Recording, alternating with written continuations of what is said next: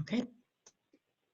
Welcome everybody. David Dulany here with Tenbound, along with Hannah Sullivan and Mike Scher with Frontline Selling.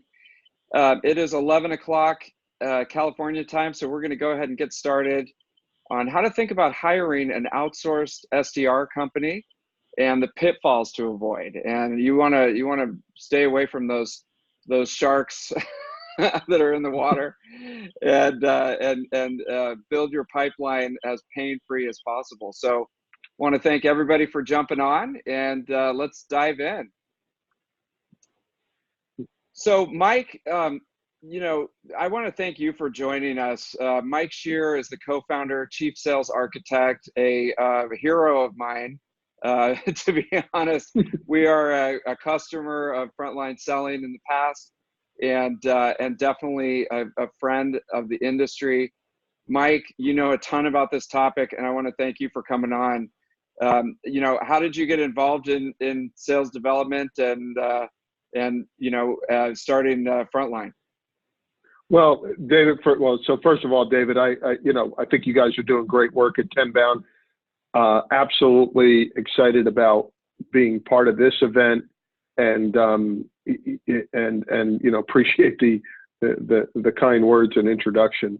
But you know, I got involved. I'm a recovering enterprise software technology sales guy. So prior to starting Frontline Selling, I spent about 18 years selling enterprise software, 9 years with JD Edwards in the ERP space.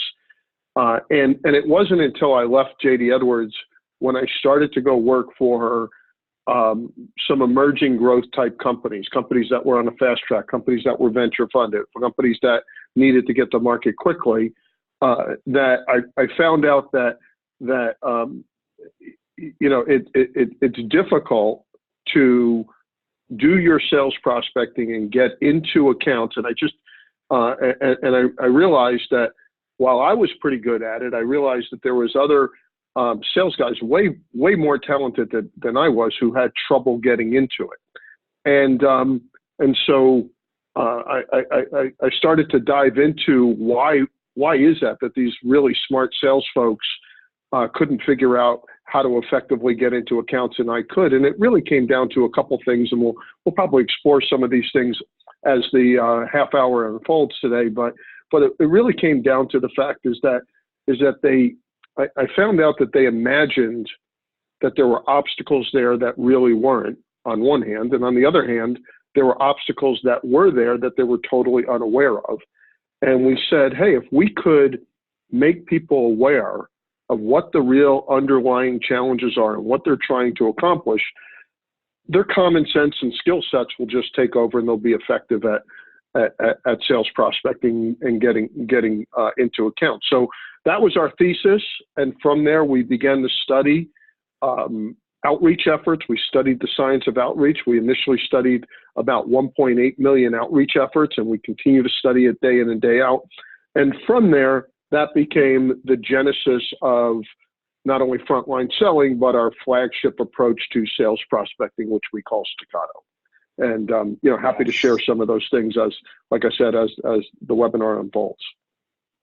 Yeah, no, that's really interesting because there's two sides of the business, right? There's the outsourced assistance with building pipeline that we'll be talking about today, mm-hmm. But there's also what came out of that is a training element, and that's actually the side of the business that we used in my past life at running a sales development program, which is, you know, and again, why I admire you so much, because you're in there doing it every day. You're not like in an ivory tower. You actually run do the calls and find the people and run people through that. So that's a really interesting aspect. Correct. As well. Yeah. Yeah. And that's where that's basically the lab we use, but the same training that we provide for, you know, large companies, you know, companies all across the world, we use for our own folks, because there are folks who either don't have the team, don't have enough folks, and they need to get to market quickly. So they avail themselves of extremely high quality, very well trained. I would argue that, you know, our team is, you know, in the top 1% of all sales prospectors on the planet Earth, because of the systems and process and disciplines that they deploy each and every day. So, but that being said, just having a good team, as you and I have talked about in the past, David, just having a good team isn't necessarily the only ingredient for success. When companies outsource this process to it, there's a lot of pitfalls that companies need to consider, because you guys have done some research on this, and I think you have some comprehensive research coming out. But I think if you're like most people, and what you found in your research is that when people outsource this function, the results, generally speaking, in the marketplace haven't been very successful. As a matter of fact, when you asked me a little bit about my background, that's a big reason why I started the company, was because I had personally been involved in a number of outsourced SDR engagements as an individual contributor, and I found that it failed almost every single time it was tried, and there were reasons for that and a lot of the pitfalls. So when we developed Staccato, and we developed our processes here at Frontline Selling, they were purpose-built to avoid some of these pitfalls.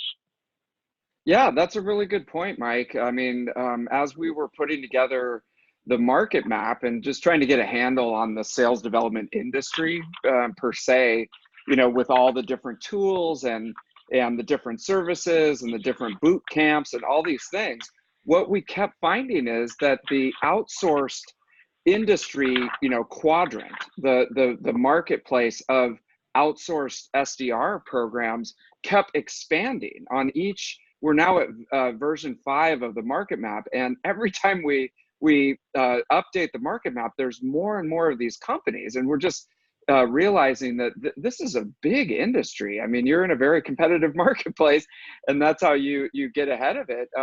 But it's a big industry, and it's interesting because there's a tremendous amount of demand. So if you see our quote here, it's everybody needs more pipeline. I mean, you can't just wait for the marketing department to throw over some awesome leads.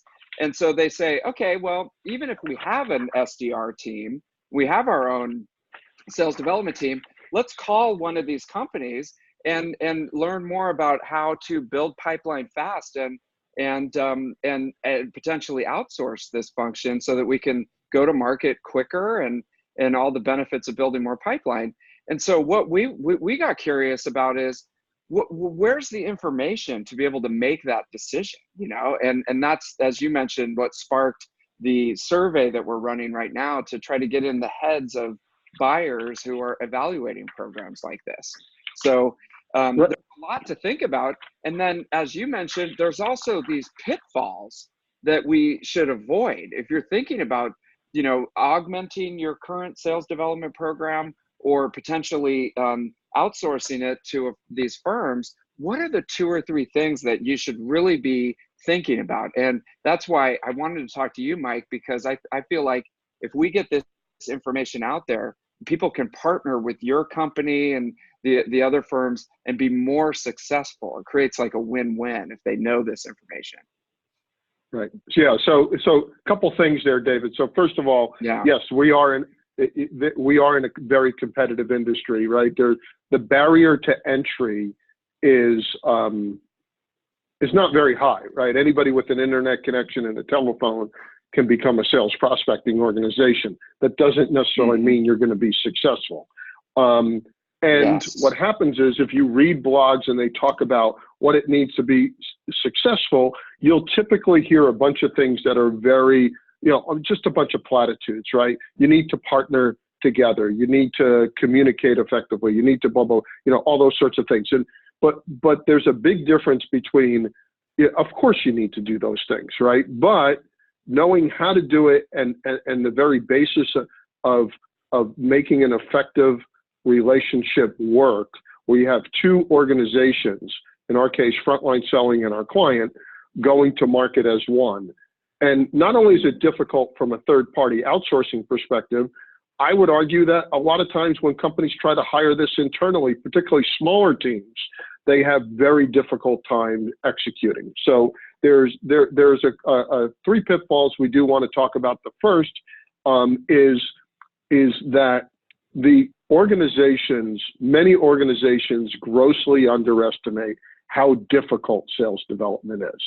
I always like to say that sales prospecting is the Rodney Dangerfield of selling. It gets no respect, right? And that's a bit of a dated reference, because maybe some folks don't know who Rodney Dangerfield is, but the real issue here is that they grossly underestimate how hard it is, how disciplined you need to be, and how precise you need to be when you're doing sales outreach.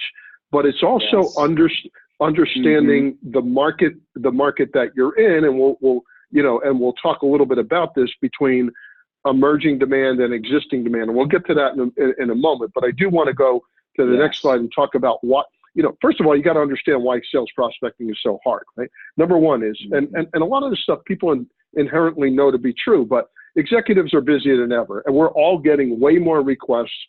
Our inboxes are filled. We're getting LinkedIn requests. I think I got 6 today, just this morning, right? So far, and just getting requests for our time. Then you have, so that's on one side, we're busier than ever, and we're getting a lot of requests. On the other side is the data side, and data gets very stale very quickly. And I don't want to get too scientific with that, but what I mean by that is that let's just say, for example, you want to sell to CIOs, or you want to sell to VPs of HR, right? What's the average tenure of that title in a fairly large company? Well, it's probably 3 years or less. Well, let's say you have a target account base of 360 accounts you're going after. I'm just using that. And that the tenure is every 3 years or every 36 months, just to make the math easy. What that means is that, assuming the data was 100% correct to start with, which is a huge assumption, right? By the end of the first month, you're going to have 10 new CIOs or 10 new VPs of HR. If you're going after 3,600 accounts as sort of your sweet spot target account, you have 100 new CIOs or targets or whatever. So you can't possibly keep up with that quickly, right? But more importantly is that the buyer's titles are not monolithic. I challenge anybody who's listening to this webinar to go back to the last, 10 deals that they've done and say, who was the catalyst, the mobilizer, the person who drove that decision? And you're going to find that that's a different type of title, role, job function in most every organization. So they're not monolithic. And more importantly, there is no VP, vice president in charge of buying stuff from you today title. Right. And so if you're a big proponent, yeah. And so, so there's there's a couple of companies actually that have achieved that, right? There's the SAP implementer, right? That's the guy who implements SAP, but that's about it, right? And then, so you take those challenges in terms of people being really busy, hard to get their attention, to the fact that the people you're going after are oftentimes not the right people because of the way decisions get made.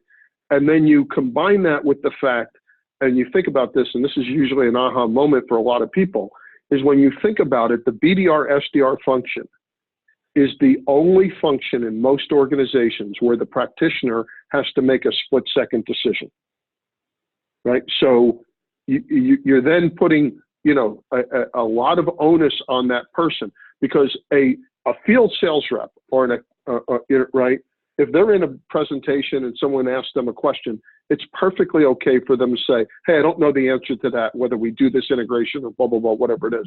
But what I'll do is let me look at that up and get back to you. A BDR doesn't have that choice. When they're doing sales prospecting and David picks up the phone, hi, this is David. I can't say, hold on, David, I'm not ready for you. Can I call you back in 2 or 3 minutes, right?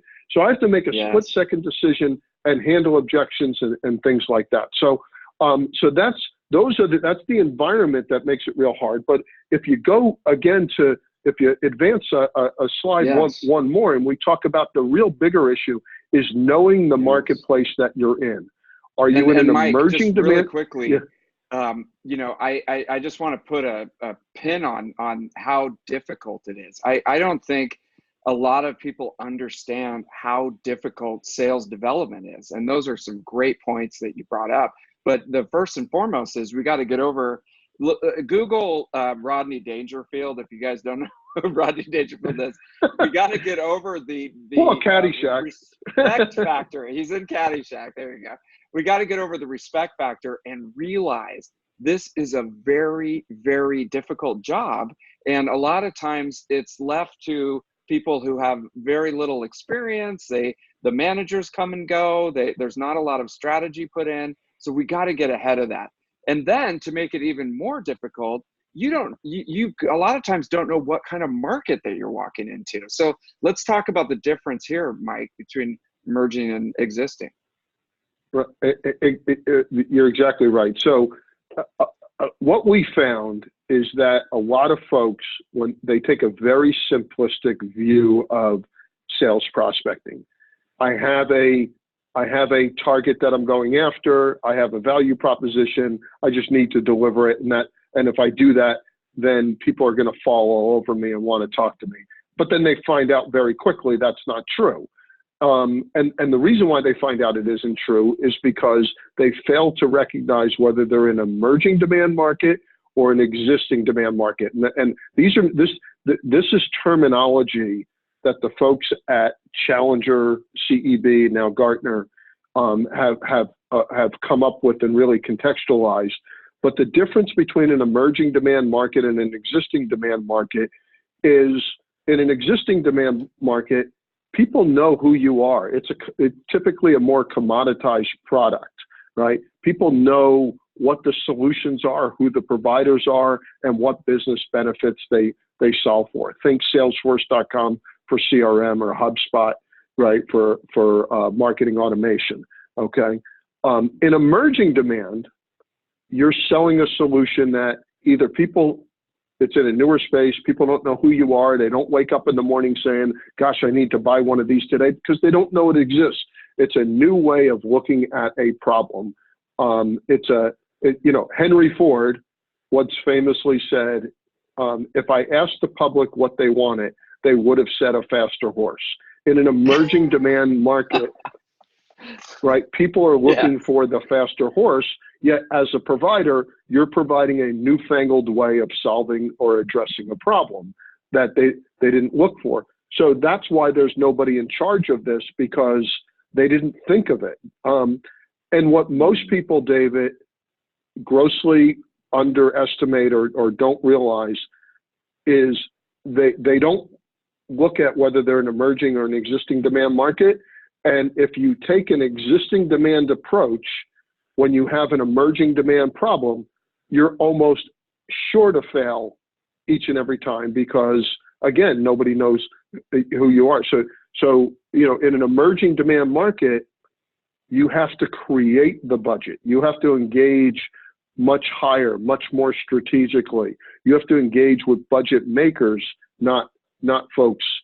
In an existing demand market, budgets are already handed out. So, Yes. I challenge everybody to look at themselves and really understand the difference. And I think most will find that a lot will find that either they are an emerging demand market, or there's a significant part of where they want to take their solution that dictates that it's an emerging demand problem that they're solving. And this is so important to think about, because this is going to affect your targets, the people that you're talking to, the companies that you're talking to. It could even affect, what is the goal of the sales development program, as far as, are we building pipeline? Are we just setting meetings? Are we talking to people? Are we gathering? Or is it like we're trying to find when the contract is coming up, if we're an existing for this particular thing, so that we can get in there. So this affects so much of it, and can really affect your success in working with the outsourced program. So let's talk about this. Another pitfall that we see all the time is a seat at the table. This partnership. Tell us about this, Mike. What have you seen out there? Well, again, a lot of people talk about this, in terms of we need to partner together and collaborate together. But the way they act on it is really from, is just talking in platitudes. It is, when we talk about a partnership, first of all, everybody has to understand, how hard this is. When we first started the business, one of the things we found out is that if you allow the customers, we allow our clients to treat us like circus monkeys, they're going to treat us like circus monkeys. We're not here to do this magical thing just to get them sales leads or sales appointments or whatever.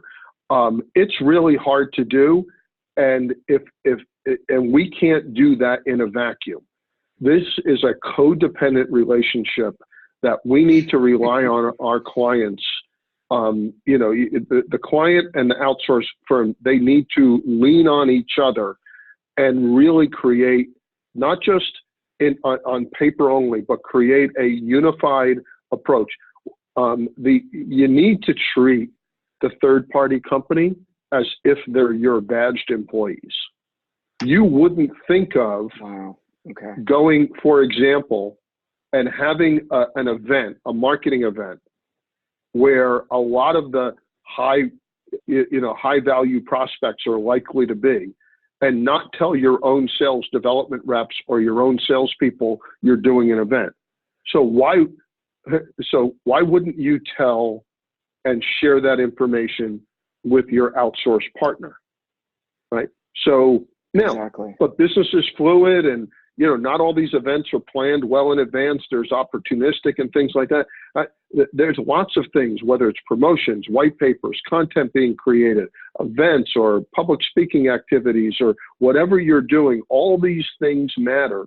So having a seat at the table, making sure that your third-party company has a seat at the table and has input in terms of what you're doing and can add value to those things, and you align those, are really, really important. You also have to understand that you have to build these, very, very strong relationships, particularly if you're doing things like account-based sales development, right? Where the need is so important to engage multiple stakeholders in an account. I know I like to Challenger and CEB. I'd like to quote them because I really think they have a good finger on the pulse in terms of the decision making that goes on. But there are 6 or 7 decision makers or influencers in every market. In most cases, what happens is people look at an organizational chart and they go after 1 or 2 titles or roles. But as we talked about earlier, David, there is no vice president in charge of buying stuff, and that it's not always the VP of marketing or the CIO or the person who the buyer is. But the way we look at this and say, hey, when you're doing account-based sales development, right, there's really 2 problems you're trying to solve for, right? Number one is, how do I find the right person in this account who cares about what it is I'm selling, who could be that potential mobilizer? And once I find out it's David, how do I get him to want to spend time with me?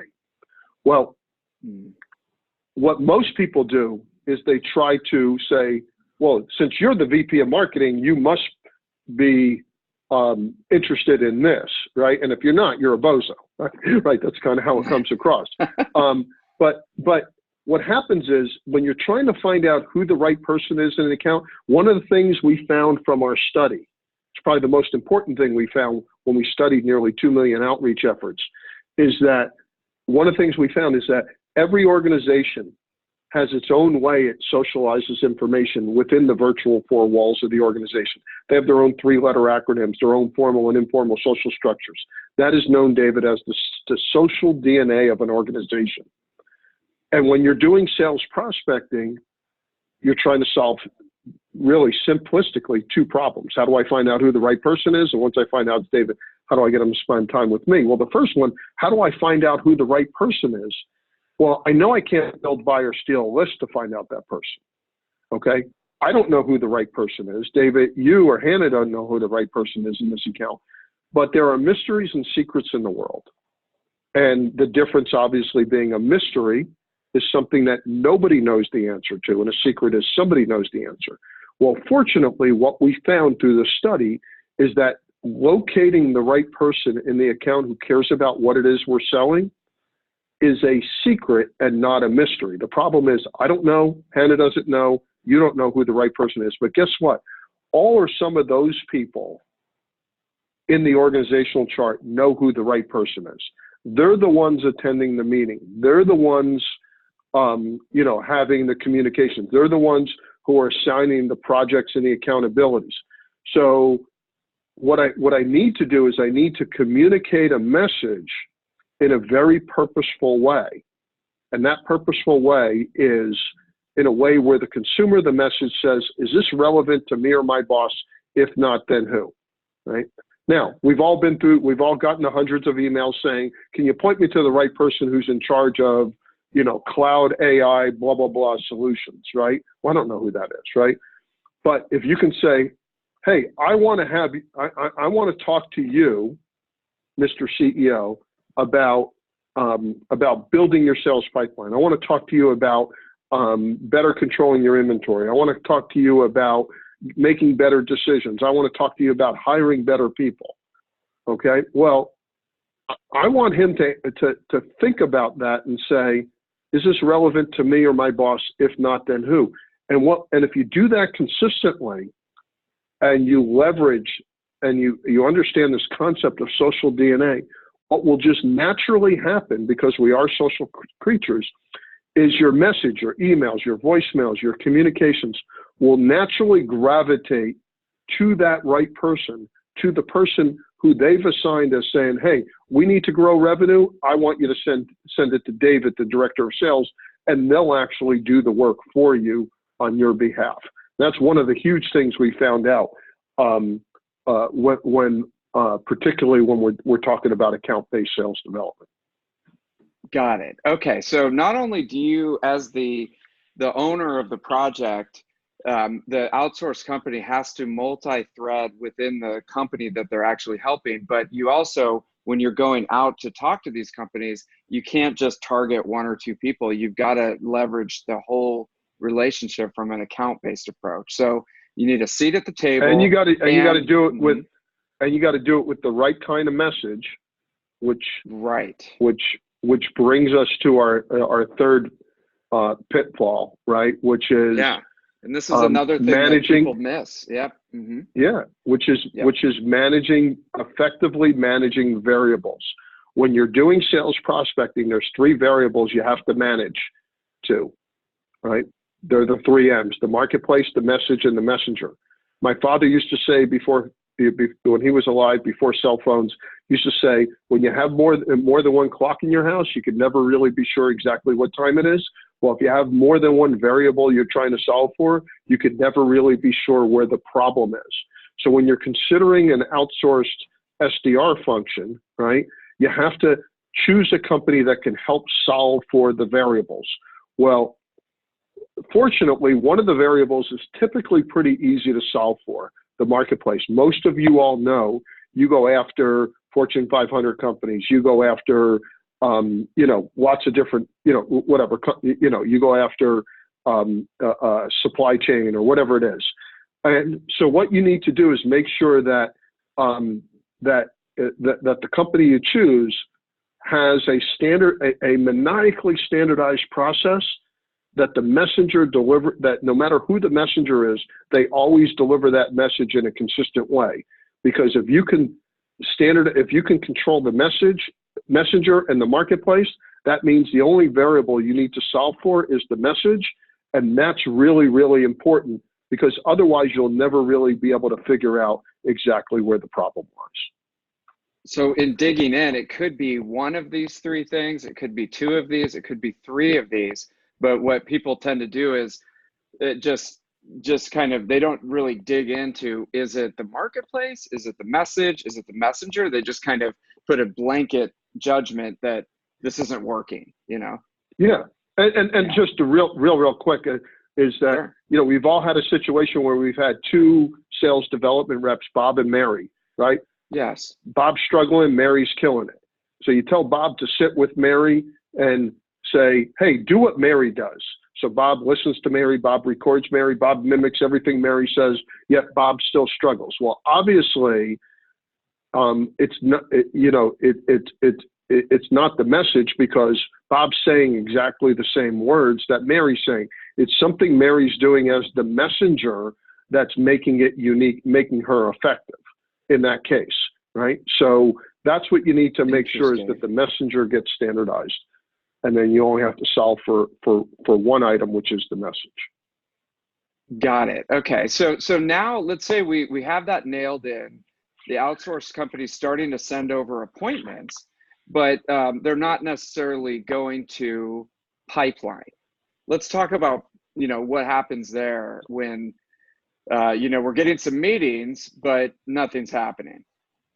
Right. Yeah. And again, part of it goes back to the sales organization has to understand whether they're an emerging demand market or an existing demand market. If they're in an emerging demand market and they're showing up saying, hey, why did you take this call, and do you have budget for this, right? That meeting's going to thud very, very quickly, right? Because you have to create that in an emerging demand market.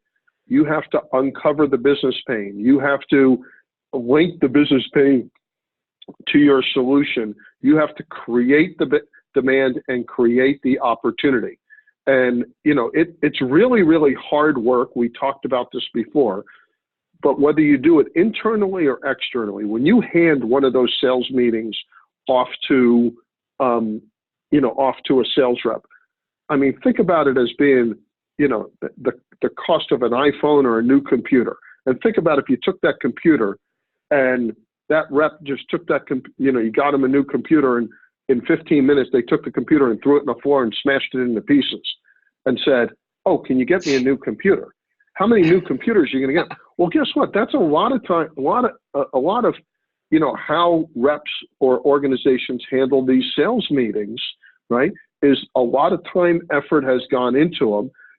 On one hand, if you asked, any of these reps and said, hey, if you could sit next to the VP of, choose your title, the VP of finance, or the head of supply chain, or the chief medical officer at one of your top 10 target accounts, would you pay extra to go sit in that seat, in that first class seat on an airplane?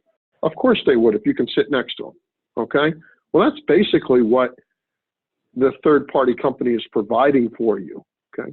For you not to prepare effectively for it, to do a show up and throw up, and not take the time to understand the business, to understand the prospect, to understand what their world is, and help them understand how your solution might solve for the problems they're having, then, that's sales malpractice in my opinion.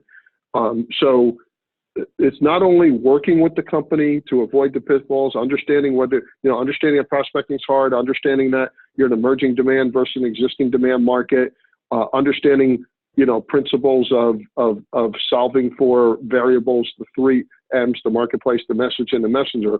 But it's all the way through the handoff to the sales team, and ensuring that, that they take this seriously and they get one chance to make a first impression. They need to be prepared to do so.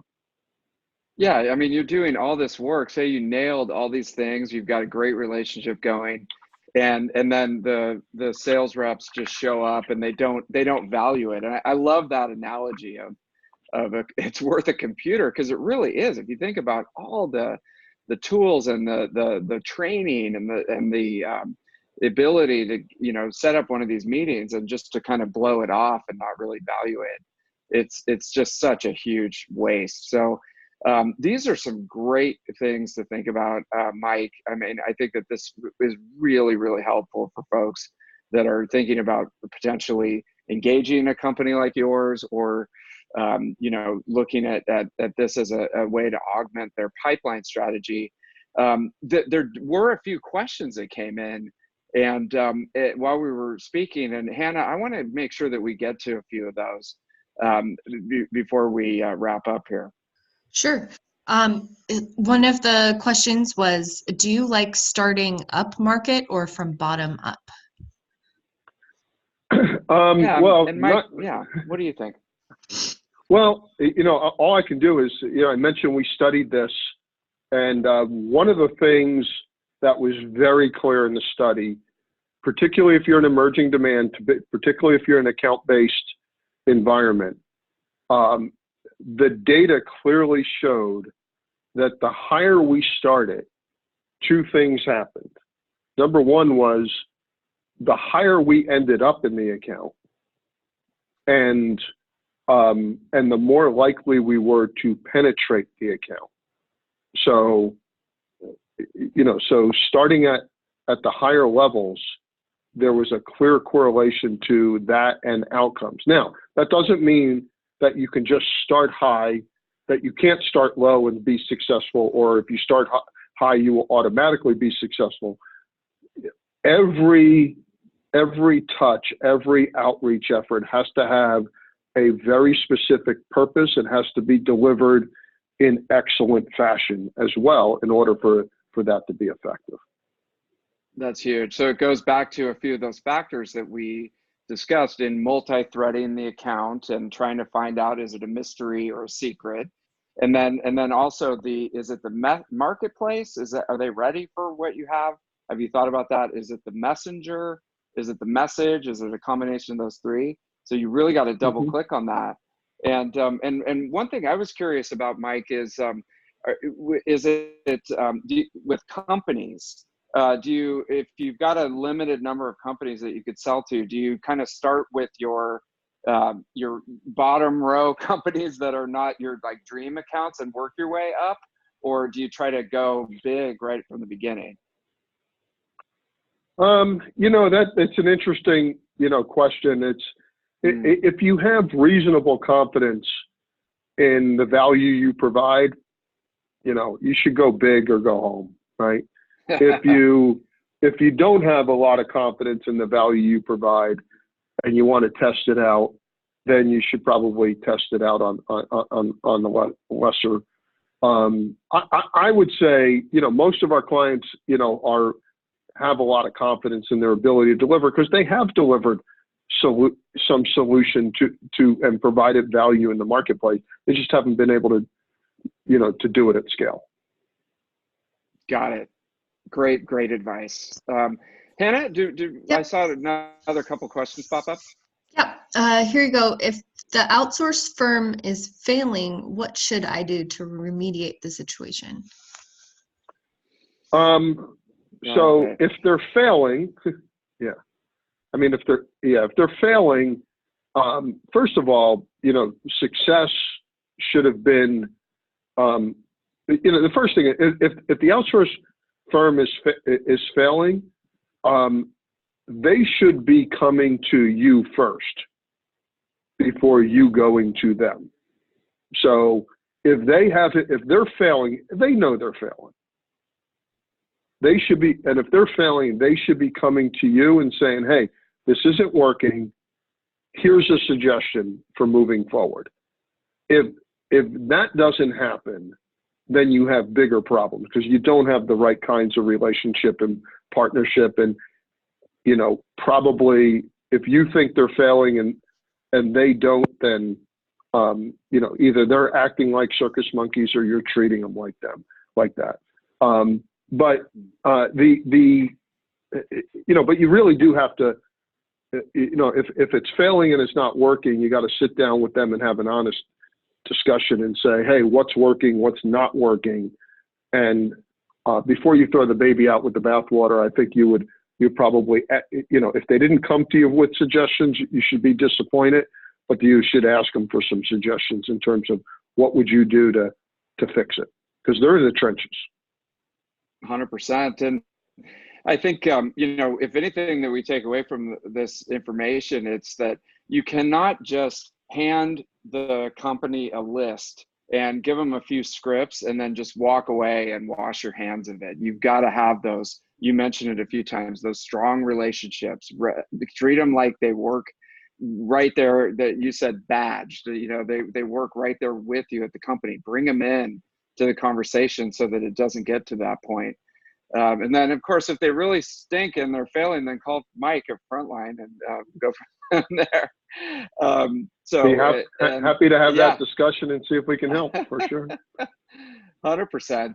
And if you love thinking about this and you want to meet other folks in the industry who are passionate about sales development or trying to figure it out, we just put our conference dates on the calendar. We're going out to NYC with a leadership conference in June, and then back in San Francisco with the 3 tracks: leadership, RevOps, and rep training. And we're going to hopefully get Mike there to talk with you about Frontline, and everybody on the call is more than welcome. If you really want to geek out on this stuff, if you will, and you love pipeline, you love appointments and networking in the industry, then come on out to this. Mike, I want to thank you so much for all this great information. If folks want to contact Frontline, what's the best way to get in touch with you? Well, you saw our website up there, www.frontlineselling.com. You can reach me at mscher, M-S-C-H-E-R, at frontlineselling.com. We'd love to have a conversation with you about, whether outsourcing makes sense, whether bringing it in-house and building out a team internally makes sense. Our business is helping you, create more, become more effective and create high quality sales opportunities, whether we do it for you or help enable your team to do it for yourselves. We don't really care much how we help you solve the problem, as long as we help you solve that problem of more and higher quality sales opportunities.